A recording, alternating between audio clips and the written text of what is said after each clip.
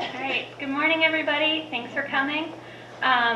So the order of the day is that we're going to talk a little bit about the process, what we liked about the interviews and how it went, and then we're going to have some people present their own projects, the prezzies that we made, and read the stories that they wrote about you. And then we're going to go off with our individual people and show the prezzies that didn't get shown and just chat, and we have some refreshments over there. So it should be good. And we'd like to thank you for your time, also doing the interview and coming to our reception. So thank you again.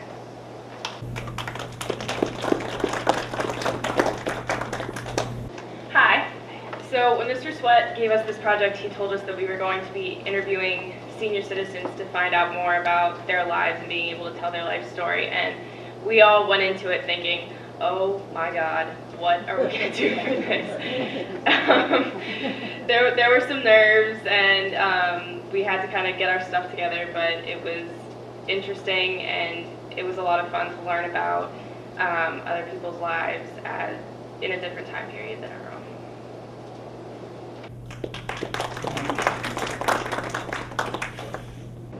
Hi, okay, so, yeah. I forgot to say, pardon me, and folks who went before did a wonderful job. Could you just say your name and your street address, please? Sure. You have to introduce yourself. Yes. Hi, I'm Alyssa Pacini, and I live on Elm Street, 119 Elm Street. Yeah. And so I agree with Joe at the beginning. I was a little nervous. And I do interview people sometimes because I do write for the Situation in the newspaper.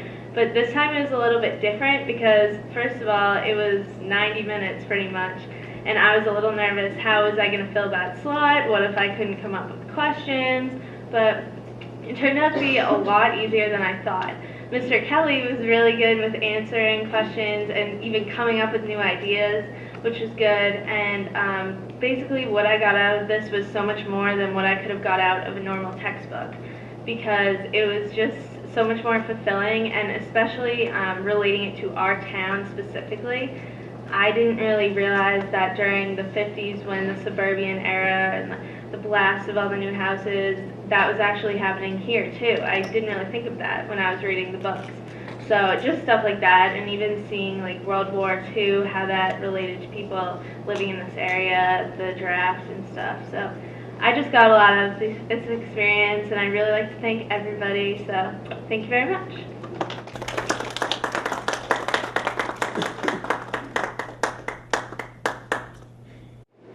Hi, I'm Miranda Lamb, and I live on 693 First Parish Road, so basically in Norwell.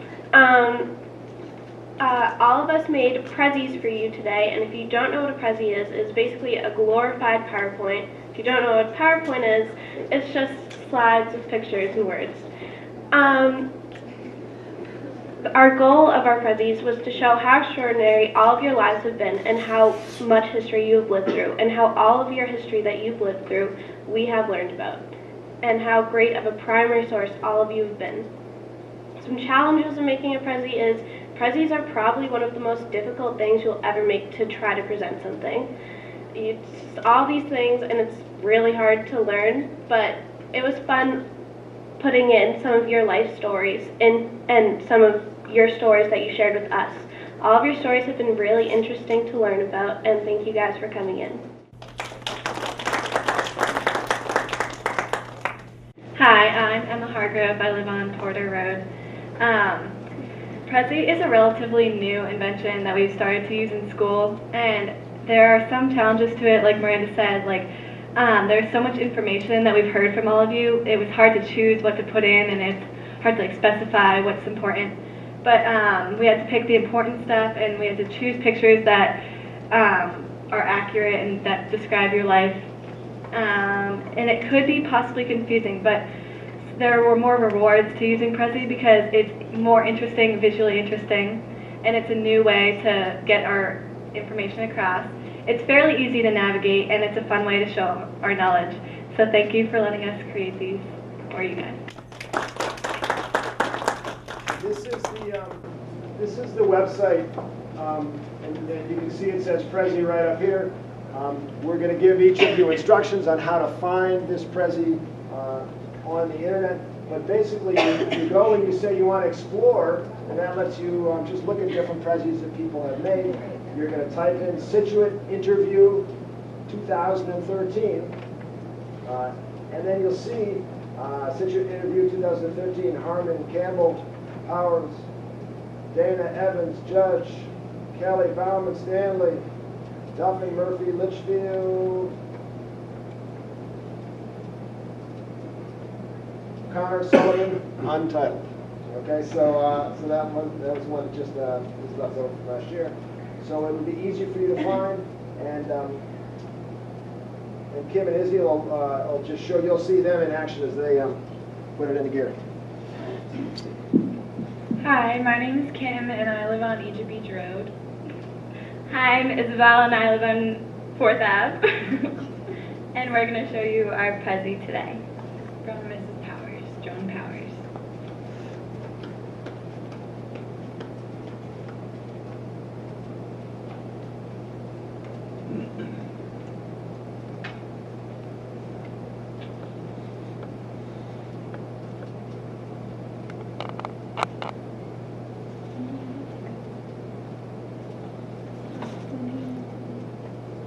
So this is our Prezi, Joan Powers, a life of service and a journey to Scituate.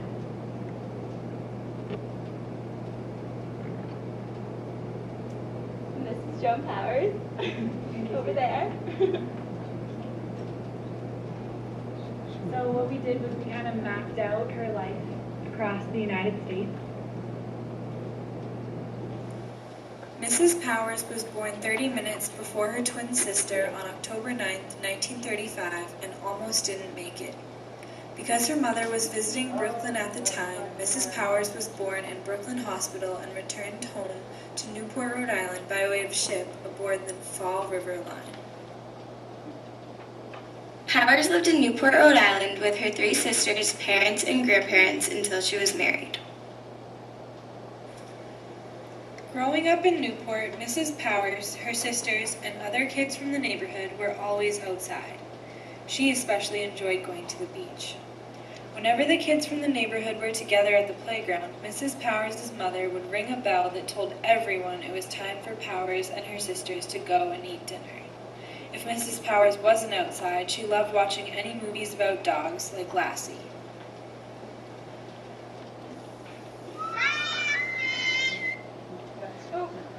Some styles and Powers' girl.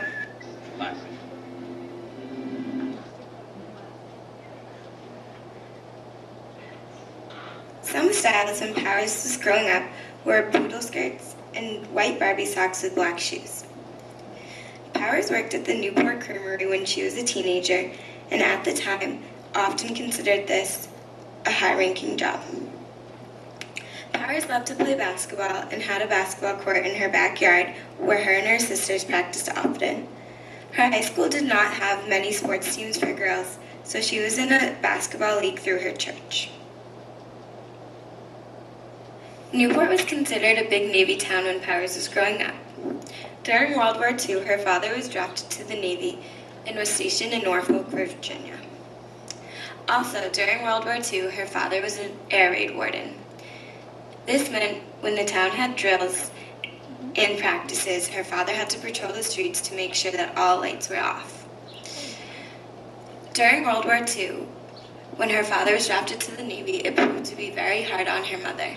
Her mother had to take care of the family as well as Powers' grandparents. The family saved scrap metal and often rationed. Religion was also a big part of Joan Powers' life.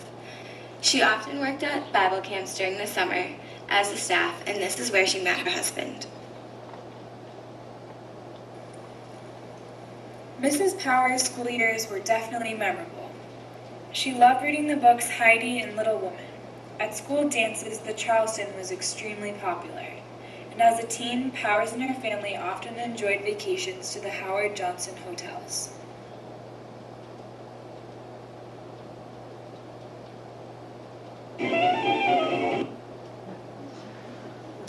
As a child, Powers and her family did not have a TV, and they only shared one radio. Her and her family would often have game nights where they played canasta or Monopoly. In the winter, Powers and her friends liked to go ice skating. However, Powers does not consider herself a very good ice skater. Powers met her husband her second year of college at the age of 19 and was married at age 20 in 1956. Powers left college to be with her husband and within the first few years of marriage became a church secretary. After being a church secretary, Powers became a stay-at-home mother to raise her 5 girls. Powers was greatly involved in her girls' lives and helped organize and run activities like Girl Scouts. For treats when her daughters were growing up, Powers would take her girls to drive-in movie theaters and also McDonald's, which was one of the only and first fast food restaurants around.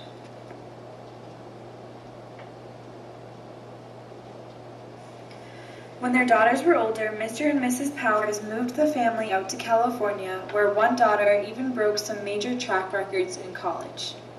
Mrs. Powers opened up a hospice care center and also worked to organize elderly activities. She did similar work in Milwaukee.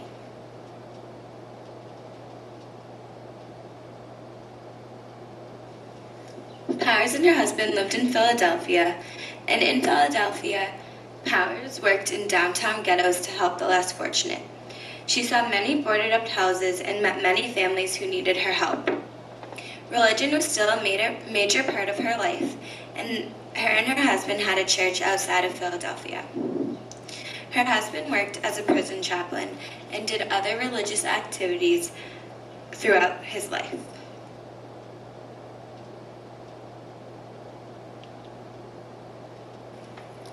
While visiting Missouri for a few days, Mrs. Powers' husband suffered a major car accident that kept him in a coma for quite a while, and Mrs. Powers with him ultimately for a year down south. Eventually, Mrs. Powers sought to return home with her husband to New England and ended up in Scituate, where relatives lived. Powers found herself back in New England in 1990 and has been here ever since.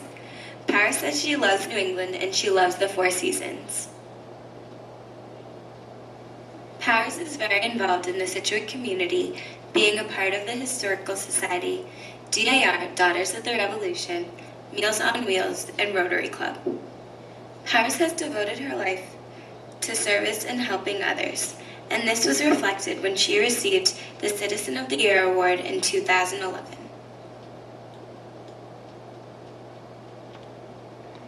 That's the map of Mrs. Powers.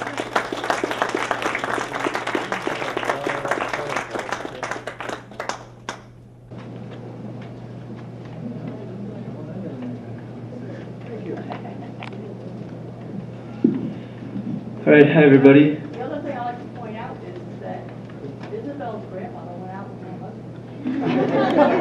They went to high school together. An awesome coincidence.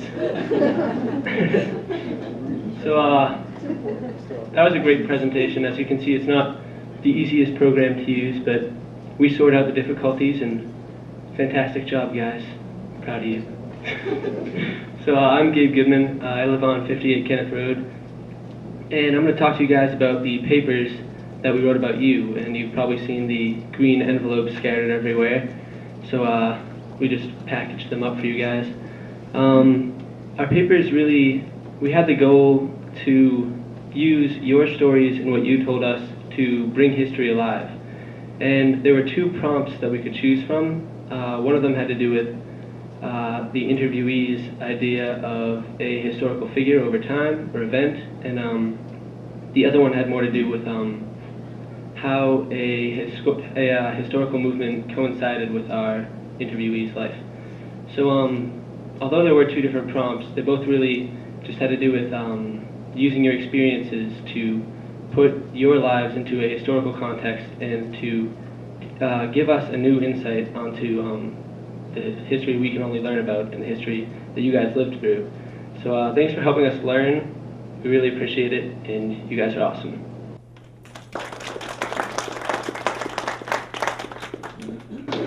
I'm James Robotham. I live on 50 Manlock Road in Scituate, And talking a little bit more about the papers, there were a lot of rewards and challenges that kind of went along with writing this paper. Like after we had the interview, we took all the recording, sort of, say footage, but sound, and combed through it for the details about the historical movements or historical ideas and figures that you guys had experienced throughout your lives. And it was challenging, but it was really fun to do the research on the little details that we encountered in our interviews, like someone mentions a name or a certain place or event that happened at some time, and combing through the internet to find that specific thing and how it relates to other events that you guys have mentioned, to kind of create a whole tapestry of what this all means.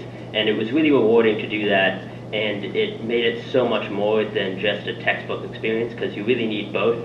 To properly learn history, you need the textbook, the memorization of facts and dates, and you also need the real human experience. So thank you guys so much, and it was really rewarding.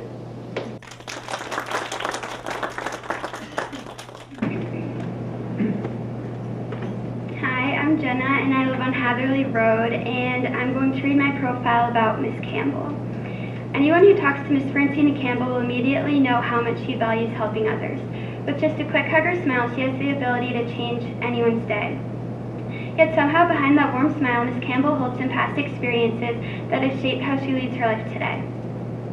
Growing up in Nicaragua, Miss Campbell always knew the importance of helping others. Becoming a nurse right out of school, she experienced the rush of saving fellow humans' lives in the emergency room. Her career in a Managua hospital lasted for an admirable 5 years until her life was interrupted and began to take a different course. In 1961, Miss Campbell nearly switched positions with her patients when her own life was put in danger. A civil war in Nicaragua had broken out, and her children were living in the midst of it. The Nicaraguan Civil War was a power struggle between the Somoza dictatorship and the rising opposition, the Sandinista National Liberation Front. Military efforts grew as the Contras, the anti-Sandinista group, opened more and more fronts, adding to the battlefields. Innocently on her way to work one morning, Miss Campbell heard the terrifying sounds of gunshots and had to run for cover and protection. In that moment, she was able to see just how quickly her own life could be taken away. Since then, Campbell has selflessly helped others in multiple parts of the world. She knows how fortunate she is to be alive and healthy, and has gracefully channeled that attitude and energy into multiple volunteering excursions. Following Campbell's journey to the United States, she has continued the charitable service that she began the second she decided to become a nurse. Traveling to other countries such as Panama and the Dominican Republic, Campbell has become known as Mama to countless children, grateful of her gratitude. Campbell has become known as Mama to countless children, appreciative of her generosity. But before she even came to the United States, she was warned that Americans weren't going to be as nice and considerate as those back in her beloved hometown of Bluefield, Nicaragua. Once she arrived, she was ready to disprove the stereotype, and surely she did. Campbell annually visits the Dominican Republic, acting as a volunteer, doing whatever the people need. She spends months preparing and sewing uniforms for multitudes of children that wouldn't be able to attend school without them. Clearly, she understands the value of education, and year after year receives gratitude from the thankful students. Surprisingly, her travels don't stop here, considering Miss Campbell repeatedly visits Panama as well. One of her most proud accomplishments there is organizing a Christmas pageant for 42 children. She oftentimes reminisces on how happy and grateful the children were as a result of having something to look forward to. She is proud of the fact that in a very poor area, she was able to bring delight to the children that were in great need of it. Not only does she help those around the world, she is just as hardworking and dedicated to helping others closer to home. Her kindness and generosity can be felt wherever she goes. Whether it is cooking one of her delicious and original recipes or lending a hand to one in need, she has showed the community just how kind and gracious women can be.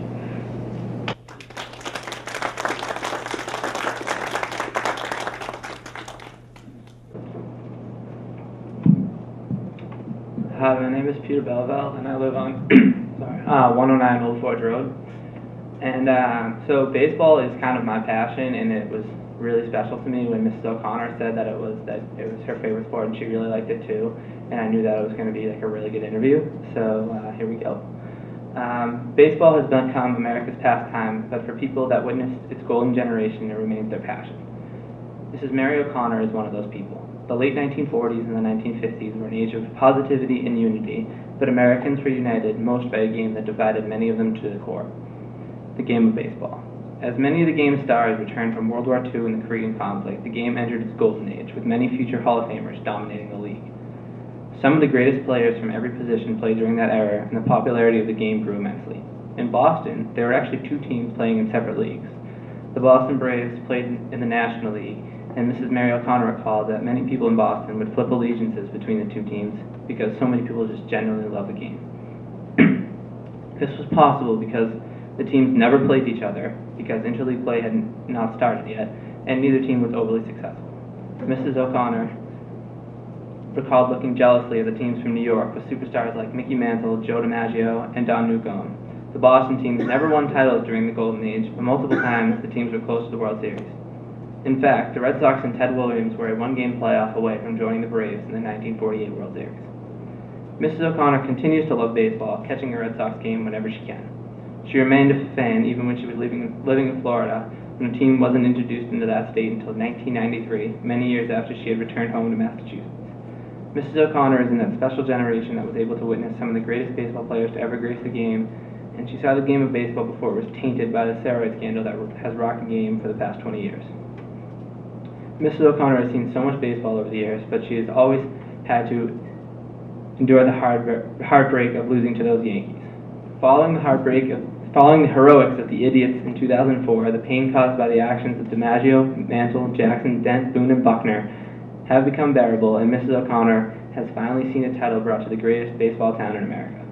Fenway Park and the game of baseball will always have a place in her heart, much like it does for so many of the people who witnessed it at its greatest hour.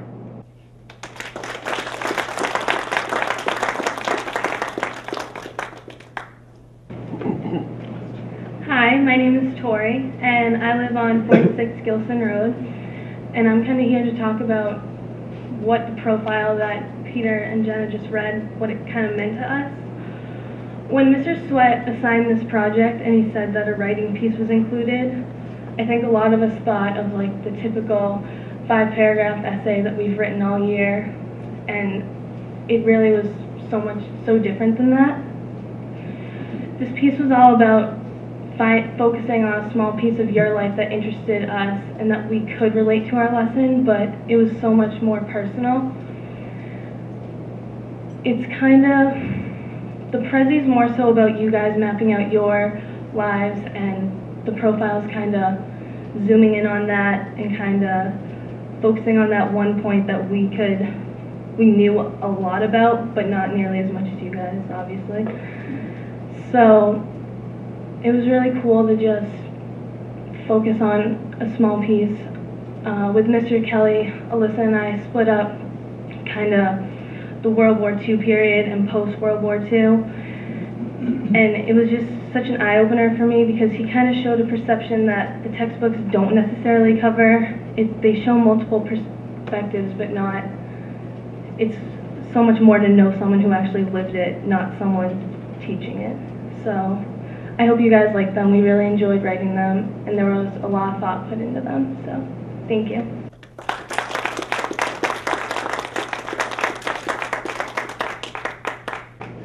My name is Hannah Roy, and I live on Pyramid Lane. And I really want to thank you guys all for coming and letting us high schoolers be a part, or like hear a part of your stories. And I'm really glad that my partner Katie and I got to interview Diane Duffin, because through interviewing her, we got to learn that there were different sides to women in the 60s and 70s, and it wasn't like women didn't just get married right after college, but like they got a job and they like continued that, and that was like sort of inspiring, not to like just let like what the norms of society for women to like stop you, just like stop right after college, but like she just kept going. And just by doing this project, I think it was cool that we got to hear that personal part of oral history, and I think this was like kind of like the only, I mean, there are other ways that this could be achieved, but I like the way that this process went. So, thanks.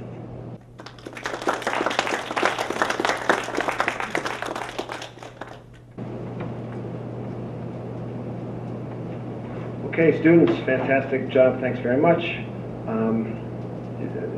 Wonderful the way you talked both about the people you interviewed and about the process of learning. Those of you who aren't in my class, you can see how fortunate I am to be able to work with students who are so caring and perceptive. And it is a great blessing for me. And also, I think it also helps us all to understand what a great town we live in, with the tremendous range of passion, commitment, intelligence, and experiences, both among the young and the older as well. So, at this point, I'd like students will take the people they interviewed around, find a quiet place if you can, where there's a computer if you need one. Please ask the person you interviewed if they'd like a little bit of water or a brownie. And thanks to Francina for bringing some salad as well. So if you like a little bit of salad, we got that as well. So help yourself to a refreshment as you settle in and look at your Prezi and hear your reflections. So thanks very much. If anyone would like to say anything about what you thought was surprising or especially interesting about what got reflected back to you from your life. Does anybody have any one of the? Yeah. I thought they did a great job, and I think it was good because it was brought about World War II, because we don't have a lot of World War II people left. You know, and so it's interesting to get firsthand rather than just read about it in history. Great to get the first hand on World War II because there's fewer folks every year that have those experiences. Also, how we dress. I mean, we couldn't wear anything but skirts and dresses. And no jeans, even the boys couldn't wear jeans in high school. Yeah, interesting. Which I think is, sometimes I can't believe that, you know. That's changed a little bit. Oh, yeah. Yeah. Thank you. Yes. I had never heard of oral history, so I really didn't know what this was all about. But I'm very impressed with the depth of perception and the ingenuity and creativeness that has gone into the various parts of it. Very impressive. Great. It's wonderful to see what. I went to a high school that did very creative things, but something like this. Great. Thank you very much. I was fascinated that these two students could choose two highlights from my life and build a story around it. The way they found what was sort of the two things that were important to you, but then they found those and presented them. And created a whole story. Very interesting. Great. Thank you. Yes. This was a learning experience for me. I was greatly impressed by the depth of the questions that these two charming young girls asked. Wonderful. Thank you. That's wonderful. Yes. I thought it was interesting to see their use of the computer. I'm, not of this generation of computer. My 4-year-old was my granddaughter more than I did. But it was interesting to see the research that they did and to have pictures of different things. They couldn't remember the name of the aircraft carrier that I landed on, but they had a good aircraft carrier. I couldn't remember the number and the name. My husband will with me on that. But I thought it was. They can edit it. Send it to them. They'll edit it and they'll get the right one in there. It's funny because I said to them, I didn't know they wanted pictures because I have show pictures of them. I thought it was very interesting though how they did it. It was superior. I think it's a wonderful project for you to give them. It's certainly one of my favorite things. History. Yeah. Children don't know history nowadays. And the technology, absolutely. I have the great good fortune to be able to say, this year it's like, I want sound in the Prezzies this year. And one of them said, well, how do you do that? I was like, I trust you guys, and they come up with it. So it's they get all the credit. Yes. Oh, yeah, I mean, the research, I was so impressed with what the girls did and what they came up with, and that they found even pictures of one of the teachers at Boston College, this Father Sweeney, who was a pretty big figure there and figured in my life, but that they found that and several other things. They weren't just generic things, but, they found very specific. Plus the writing, I mean, that having been, my field, I was really impressed with the way they organized it, synthesized it, and presented it. It was written so well. But finally, I was just going to say, you know, everybody's got a story, and I think that one of the nice things is that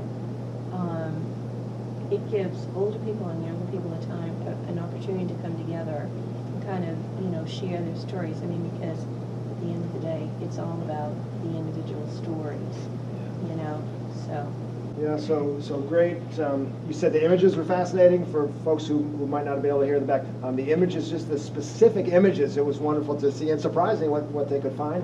And then the writing, you appreciated the way things were organized, which again, I said to the students, organize it different than anything you've ever done, but make it interesting and informative and handle it, and they did that. But then also just the power of conversation is wonderful. The power of connecting with people who maybe you don't know or haven't met, and just how much you can learn about someone and how important things about who we are and how we fit in the community come out, which I think is wonderful, wonderful.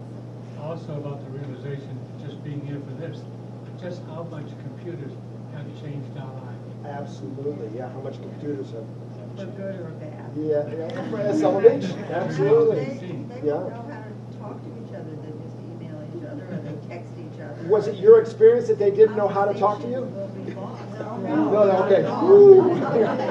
I was because glad. again, we hear this about computers, but there's still there's humans at the core. Absolutely. Wonderful. Yes. I just have one comment. I don't know if they knew about the way people were treated years ago if they went to look for a job and they were Irish Catholic. And my husband, before I knew him, went to look for a job and gave all, you know, his marks and everything. The man said, well, you make a great impression, you're very bright, and all this stuff. And then he said, but we don't hire your kind. You're Irish Catholic. And about what decade might that have been? That was in the late 40s. So discrimination still in this area against Irish Catholics in the 40s. Great. Thank you. Francina. I thank you very much for him sending Jenny and her friend to interview me. They wanted to know everything about me, where I live, and how I got here. So it was really interesting for her. And I thank you very much. And it's a great pleasure to tell her the way we live in Nicaragua and the way that we live up here. It's a lot far different. Over there, we respect everybody. We are one, no care what color, what language, we all get together and help one another. It's a lot different. So she would ask me if I would want my family to come up here. So I tell her no, because here you cannot speak to the kids because you're treating them and they will put you in jail. But down there, you have to listen to your parents. And if you don't listen, they will spank you. But here you cannot do it because you're mistreating them. So that is the reason why I don't want them to come here. And we don't go out at night without our family. We don't do anything out the way without our families know. So I really appreciate everything that I told her she wanted to know. And I love all of you, and you especially. I know you are married, so one doesn't matter. And this girl, I love them so much. Thank you. Thank you very much. Well, we do so much appreciate you taking the time to come here and giving us a wonderful end to our year. And so we could just have a last round of applause for our visitors.